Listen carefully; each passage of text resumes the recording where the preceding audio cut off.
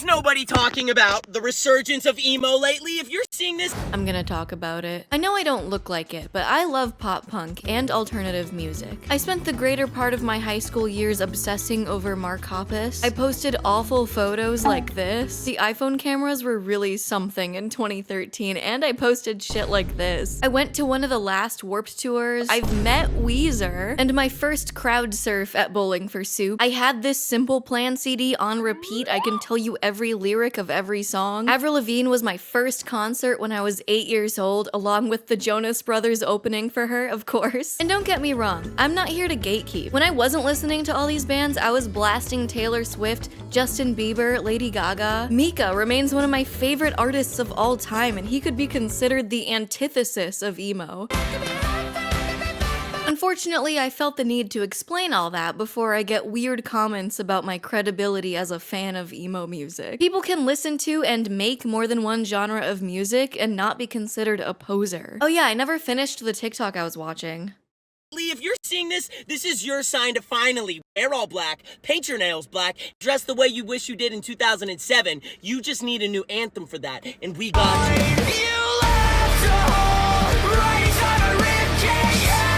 I didn't have all the components of the outfit here, but I did my best. So there's been a resurgence of emo in the past few years. Some say it started with MGK making his move from rap into pop punk in 2020, and that really got people upset. Long story short, there's been a movement of TikTok artists, notoriously and stereotypically cringe, making pop punk and emo music cool again. I'll expand on the timeline of exactly how this happened in a second, but first I want to touch upon a main point. A big criticism of new age TikTok is how bad the lyrics are. This one has been going viral lately.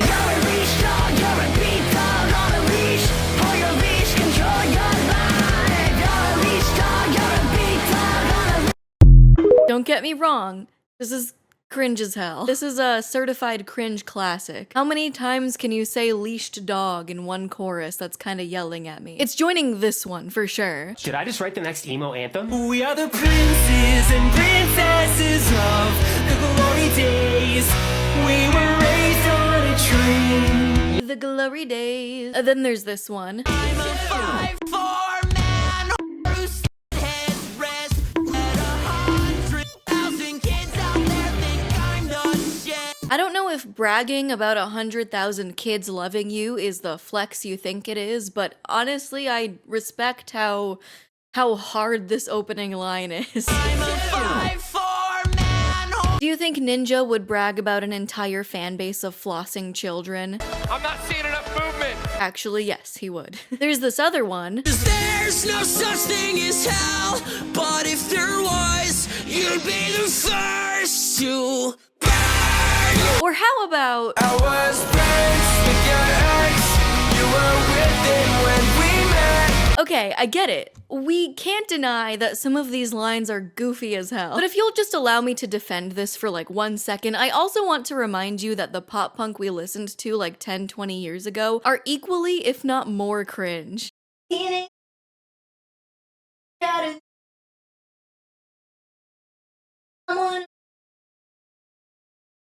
It always bothered me how they used the wrong could. They couldn't care less, not could care less. If they could care less, it wouldn't make any sense.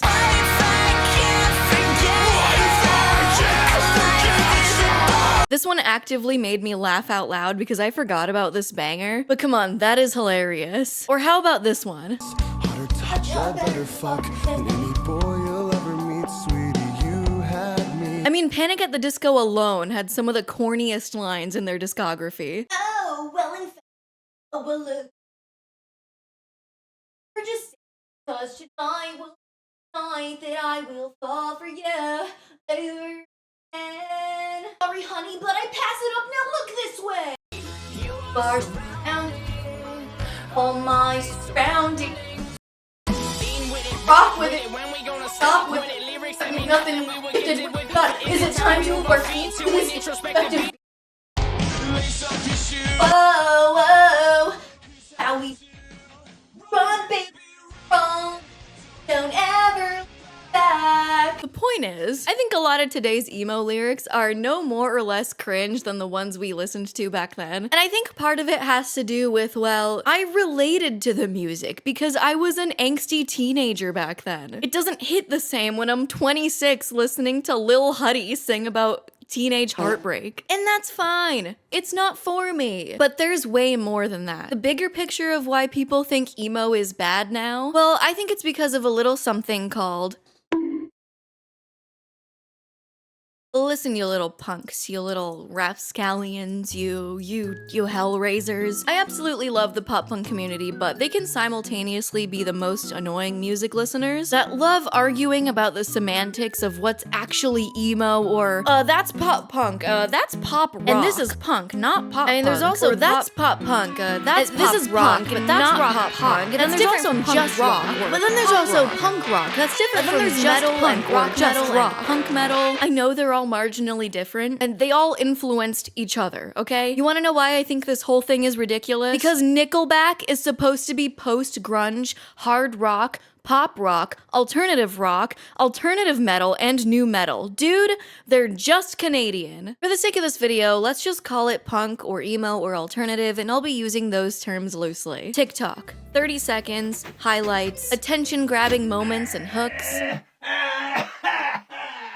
Over-the-top music promotion because everyone wants a slice of the pie because the saturation of music artists is at an all-time high. Long gone are the days of a handful of bands getting pushed by big labels. Now everyone can make music and get heard. I delve more into how TikTok affected music in general in my other video called the TikTokification of music, but I want to focus more on alternative, emo, pop-punk music today because TikTok entirely changed how we listen to music, and this permeates through all genres. And alternative music in particular has been resurfacing into the limelight, especially on TikTok.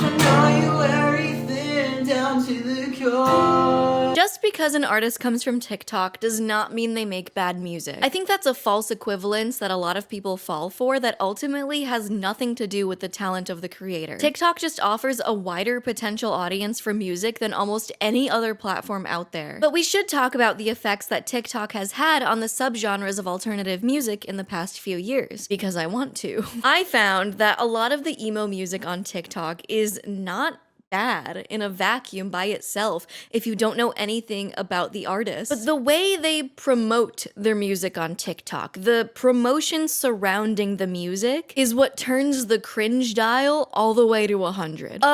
Who would blast this? Or what about saying, I'm a 5'4". No, fuck that! Are you ready for me to change rock and metal music forever? Because I've seen all of your comments, I've seen your videos. But like, ah, yes, the most metal thing you can do. Censor the word fuck in a TikTok. Oh, fuck that! Or posting stuff with captions like, hardest rock song ever made? Hardest rock song ever made? Hardest rock song ever made? Hardest rock song ever made? Hardest rock emo song ever made? Hardest rock emo song ever made? Hardest rock song ever made? Most emo song ever made? Most emo song ever made? Most rock song ever made? Fuck, I fucked it up. Hardest rock song ever made? Hardest rock song ever made? Hardest rock song ever made? Oh, there's so many. Hardest rock song ever made 2024? Most punk rock song of 2024? Hardest rock song ever? Hardest rock song you ever heard? Hardest rock song ever made? Hardest rock song ever made? Hardest rock song ever made? Craziest emo verse ever? Hardest LGBT metal song ever? Emo Eminem? That one's good. I like that one. Craziest emo song ever made. And responding to many, many hate comments in this way, someone had to set it. Would you blast this? And mixing that with, You're not gonna want to hear this, but there's no... This is just the same energy as... So I had this idea for a song from the perspective of anxiety. Check this out. Did I just write the next emo anthem? Or this silly skit is my personal favorite. Hi, you have time to talk about our Lord and Savior, Jesus Christ, God, dummy, mommy, God, dummy, mommy, God, Sorry. Maybe if I... You again, I told you. Piece of shit, you wanna... Okay, it's not gonna drop here though, right?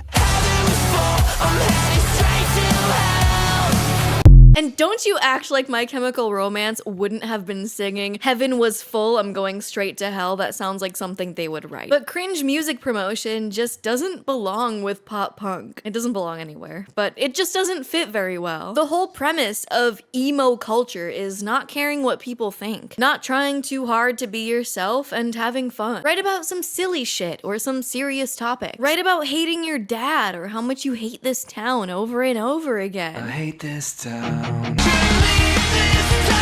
Let's leave this town. How was your chance to get out of this town? No, we're not gonna waste another moment in this town. This town don't look so bad. It's how we're going out. There's not much else to do anyway. You know the last good thing about this part of town.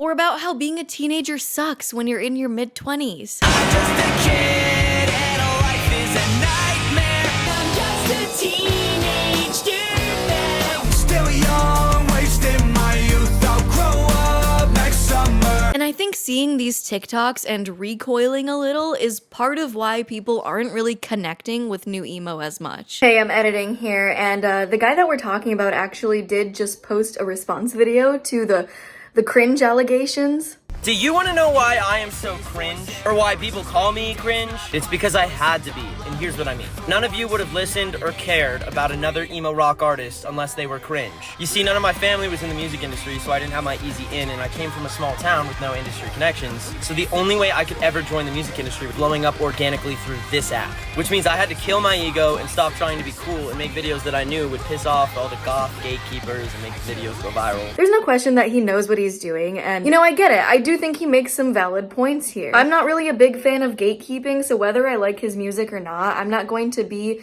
so angry at him doing this. But this is a good place to transition to what I do want to talk about, and that's the people who do have the industry connections, like he mentioned. You have TikTok stars with a lot of fame and money starting up a career in punk music that was always a thing that outcasts and the weird kids were at the forefront of the movement. It just doesn't feel authentic when the music doesn't match the lifestyle. Tell me how many times we've seen this on TikTok. A new artist pops up with a song that goes viral, resulting in millions of streams. Then people find out they're actually not just a teenager making angsty music in their bedroom, but a plant with tons of industry connections, money, and backing from a big label. Everything the punk scene is opposite of. It feels more like they're just cosplaying the look. But the thing is, TikTok is still a grassroots way of reaching people. But it doesn't feel the same because the direct intention of posting on TikTok is to get views, likes, shares, and attention, which almost goes against punk morals, like performing in a basement for 30 people because it's fun. But how else are you supposed to get your music out there these days? And that's the whole thing, because people forget that emo, punk, grunge, the alt scene has always been industry backed. I hate to say it, but Fueled by Ramen, responsible for blowing up acts like Panic at the Disco, Fall Out Boy, 21 Pilots, Paramore, Jimmy Eat World, is owned by Warner Music Group. The founder, John Janik, said in a HuffPost interview, "We operate like an indie label that's very small and nimble and can do their own thing, but we have the resources of a major company." DGC Records, responsible for blowing up acts like Nirvana and Weezer into the mainstream, operated under Interscope Records. Smaller labels, though still labels, helped launch the careers of most emo bands that you love. It was just a time where you had to be signed by a label in order to get seen. Not to mention, people get found on social media these days and then become industry plants instead of being discovered at a dingy bar in New York in 2006. They were probably already on social media as an indie artist before blowing up. That's just how it works now. And it doesn't make it any less annoying when an artist is marketed as independent or solo only to find out they're not. They were just better at marketing the garage band type look back then, especially when the internet was sparse. They were always industry plants. That's what labels do. And labels always go to where the people are. Back then it was the radio, then it was YouTube, and now it's TikTok. Authenticity should be their #1 priority, and clearly they've been missing the mark completely. Unfortunately, a lot of these TikTok industry plants happened to be emo artists like Tramp Stamps, Gale, Games We Play, people who who already had industry connections, some of which even had solo careers of their own already making decent pop music, but clearly don't know anything about emo music through their lyrics and inability to name any mega popular emo song from the last 20 years.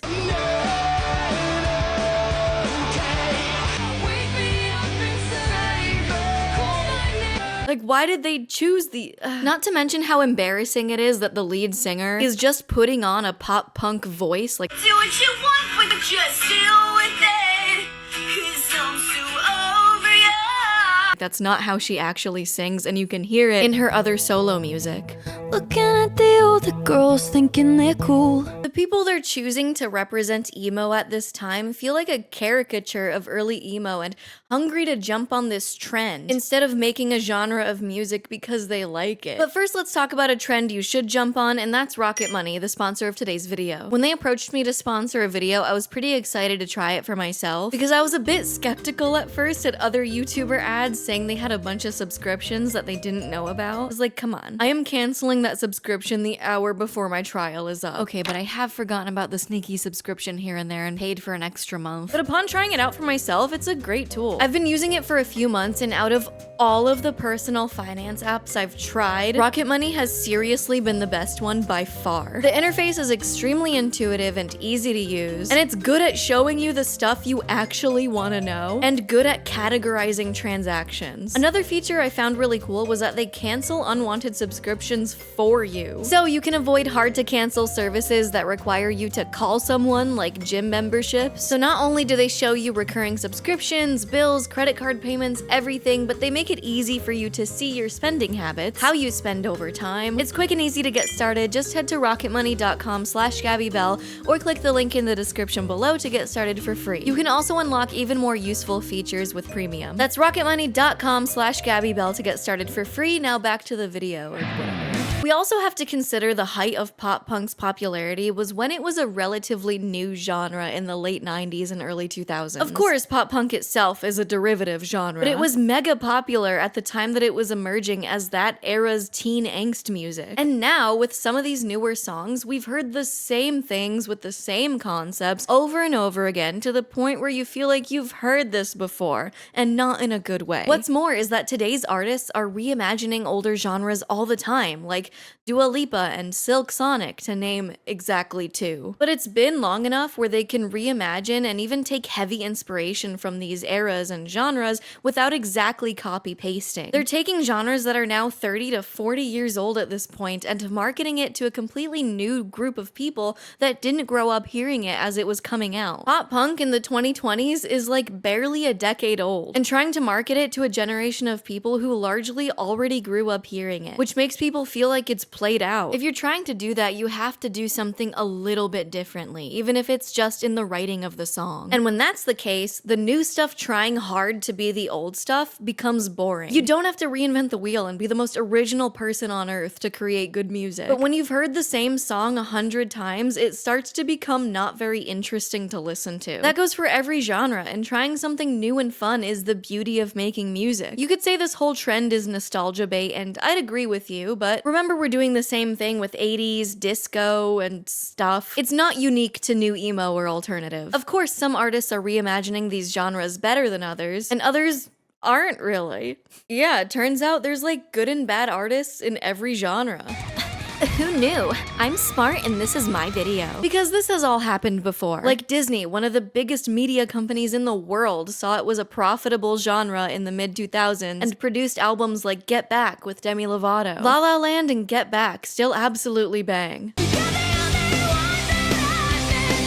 Some early Miley Cyrus and Hannah Montana songs, the Jonas Brothers. That was just the popular genre back then. So much so that its influences became the popular music at the time. Even Katy Perry's debut album is pop rock. I looked it up, you can't tell me I'm wrong. That's just what labels were putting out, and it isn't all bad just because they were sellouts. Even Rage Against the Machine was signed to Epic Records from Sony Music. Like, come on. Which brings me to think that the whole industry plant argument is like kinda stupid. I don't know. Because record labels taking a popular genre of music and milking it for all it's worth to the point where they're commodifying it is not new, and it's happening again.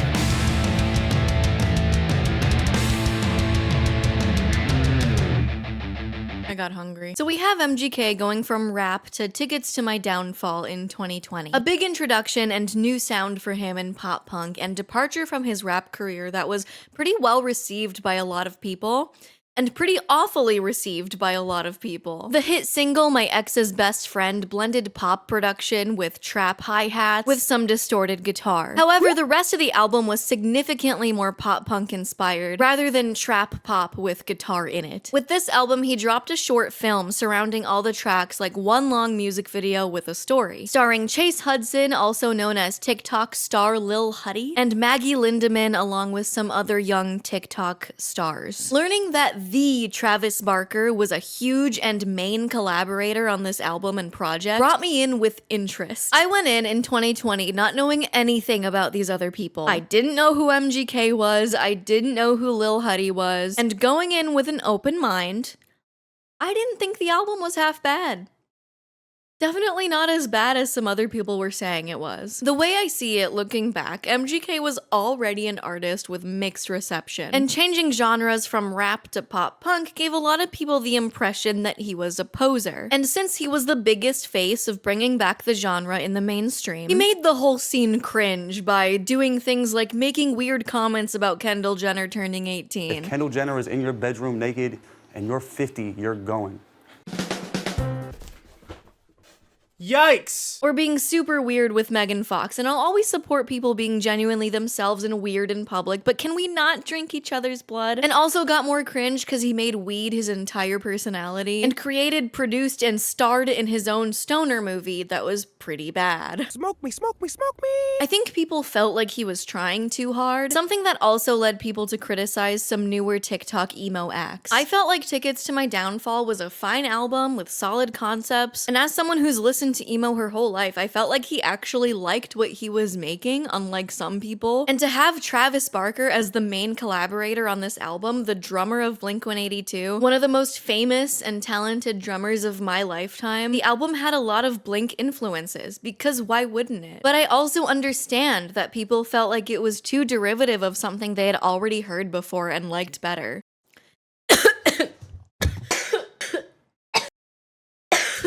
I think I'm being cursed by oh my god. Okay, I get it. I won't defend this album. But MGK being a controversial figure of itself and having the album blow up really amplified the hate and fueled the negative opinions about his music. People just didn't want him to be the face of why emo music was coming back. So let me present to you, is it MGK or Blink-182? Okay, question 1. Here we go. Okay, what do we think? 3, 2, 1. That one's MGK. Did you get it right? Did you think it sounded like a Blink song? Because here's the second question. Is that one Blink or MGK? Just kidding, it's Blink. That one's Always by Blink-182, my favorite music video from Blink-182. And here's the third question. 3, 2, 1. That one is Blink-182. That one's Josie. Good job, guys. Here's question 4. Okay. 3, 2, 1. That one is MGK. Yes, yes. World War III. Here's question 5. How about now? It's MGK. And last question. Here we go. 3, 2, 1. That's Blink. I rest my case. Travis Barker has a background in this stuff. He had a record label in 2004 and started a new one in 2019 alongside an Atlantic Records employee. And the label, owned by Warner Music Group, was meant for Travis to basically produce other artists, something he was already kind of doing here and there. I realized a few years ago that Travis Barker was behind this entire brigade of emo coming back, either signing, working with, or producing tons of TikTok talent like Lil Huddy, Jaden, his son Landon Barker, Maggie Lindemann, and of course non-TikTok talent, I guess, like MGK, Mod Sun. Not long after, he signed Avril Lavigne, who's been out of the limelight for quite some time, and brought her into this circle. Then she started dating Mod Sun, MGK's friend who used to do reggae rap but transitioned into pop punk. No way. Then they got engaged. No way. And then they got unengaged. Oh my god. Another big player in this new wave is industry veteran John Feldman. Ska punk fans know him from Goldfinger. He's helped produce albums for an insane roster, like Good Charlotte, All Time Low, some Blink albums, Sleeping with Sirens, Pierce the Veil, The Used, Story of the Year, 5 Seconds of Summer, more pop stuff like Hilary Duff, Ashley Simpson. The list goes on. It's clear he and Travis have a history of working together and have a lot of overlap on the artists and albums produced. For example, he worked on the new Avril Lavigne album after she signed with Travis. Avril's album I felt was lackluster, even though I love her so much. Though some of the other songs people dropped under Travis or John were pretty good, but people seem to mostly be mirroring my sentiment of this album in other records. People feeling like they're dropping more generic, lackluster stinkers than hits now that we have this whole movement going. Even not knowing so much of this music is being produced by some of the same people 20 years ago. People feel like the music now is overproduced and generic, with very clean production and overly compressed and worked vocals, deviating from part of why people originally liked that genre of music. The past few years of punk haven't had that raw feeling that coincided with the almost low-budget image of pop punk that was shown in the production of the music back then. It was the marketing all along, which is why labels like Hopeless Records are transitioning to more TikTok talent. That's the trend, and labels will always and have always found what's popular and profitable and do it again and again. This industry movement sparked others to join back in, like Avril Lavigne, Blink, Bring Me the Horizon, and Kellen Quinn from Sleeping with Sirens collaborating with newer artists. Demi Lovato coming back to it with her latest rock pop album, again with mixed reception from people really wanting to like it, but felt like it was overproduced. Instead of showing off her raw talent, there were so many parts in the album that I personally felt were like too much auto-tune. I really don't mind auto-tune in music. I know that it might come off that way, that I don't like it, but I don't mind it at all. But when it's too much, it's too much. Joining a lot of new generation TikTok stars coming up from this, but this time, because we have the internet, it's more obvious to music enjoyers that these are just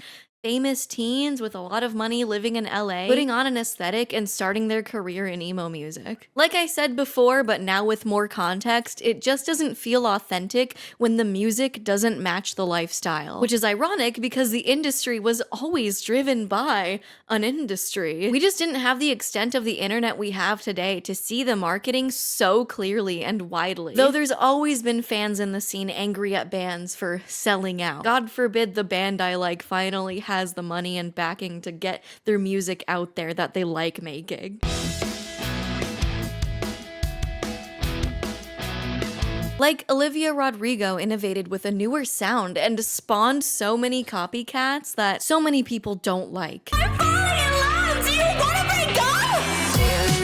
When someone does something so genre-defining and influential and other people try to copy it with little to no variation, it feels almost embarrassing, even though you like that original sound. When a rapper from your high school copies Drake and it's really obvious, it's a bit cringe. So when MGK and co emulate 2000s pop punk or emo so directly, people cringe a little. It's like they're trying to capture the same magic from back then, but part of the magic was that it was fresh and exciting. It's like, I've already heard someone do this same thing, and I liked the original one better. That's a harsh thing to say, but it's part of what I've observed. No one owns a whole genre, and it's literally impossible to be entirely original. And trends come and go, but what people consider to be the best artists in those genres still have their own sound, writing style, playing style. On the flip side, doing the exact same thing for 20 years and not really evolving much as an artist also causes people to get bored. You can just tell. I've heard plenty of songs that make me go, yeah, it's obvious who their inspirations are, but I really like this. Artists have launched careers off of that. And I've heard songs that make me go,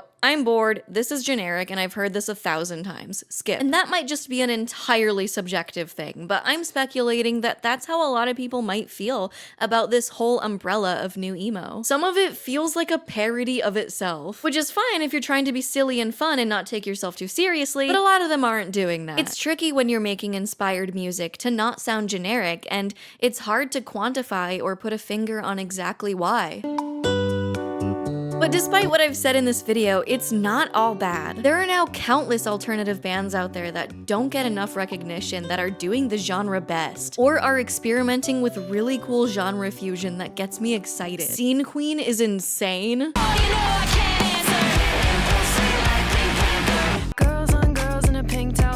are so many young bands and solo acts, lots of which are on TikTok, that are constantly pushing the envelope of what it means to be alternative, punk, and indie. And I find that really cool to see. There are so many unique and cool subgenres and genre fusions of metal, emo, and pop punk that have led to some really cool new sounds. Taking influences from many other genres of music can lead to innovation and the exploration of creativity that I don't think should be shamed. Music be changing, and I think we should accept that and not try so hard to gatekeep genres of music. Get a new hobby. It goes beyond, well, I don't like this because it's new and I like the old stuff better. Even if you don't like it, and even if I don't like some of it, it's fine. But ultimately, who cares? I just wanted to analyze this trend. Music is always changing, and labels are always going to follow or create a new trend to match what's popular, no matter what genre it is. I'll inevitably release more music as well that will be open to people being like, what the fuck is this? No one understands. No one gets me. I just wanna write a song about it. I'm so bored and my life sucks. Think I need to pick me up. Lace up my shoes, I'm going out. Wish I could pause the time now. Whoa, I'm sitting here by the phone again, waiting for a call from you again. I'm all alone again. I'm not the problem, you are. I hate this town, so I'll drive my car and run away with you. Run away with you. I'll pay the bills with my own guitar. You'll all see how I made it this far, and no one understands, 'cause life is in my hands. Whoa.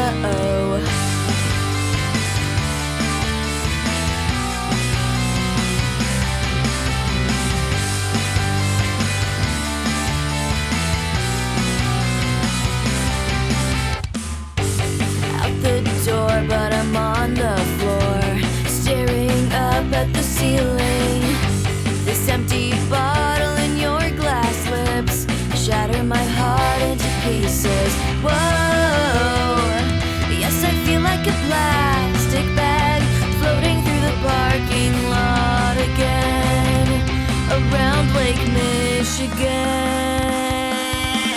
I'm not the problem, you are. I hate this town, so I'll crash my car and run away with you. Yes, I'm 32. I'll pay the bills with my own guitar.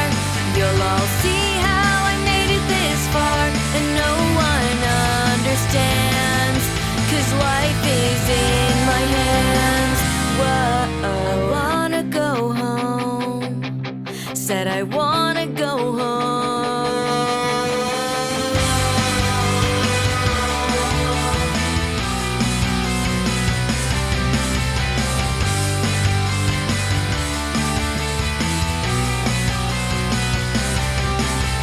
I'm not the problem, you are. I hate this town, so I'll drive my car and run away with you and take me home.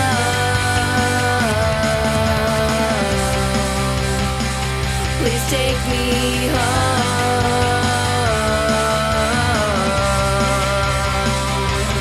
No one understands, 'cause life is in my hands. I hate my dad.